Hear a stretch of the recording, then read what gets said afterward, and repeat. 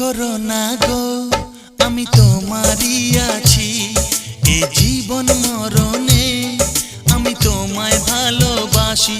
আমি তোমার ছায়া হয়ে রব তোমার পাশাপাশি।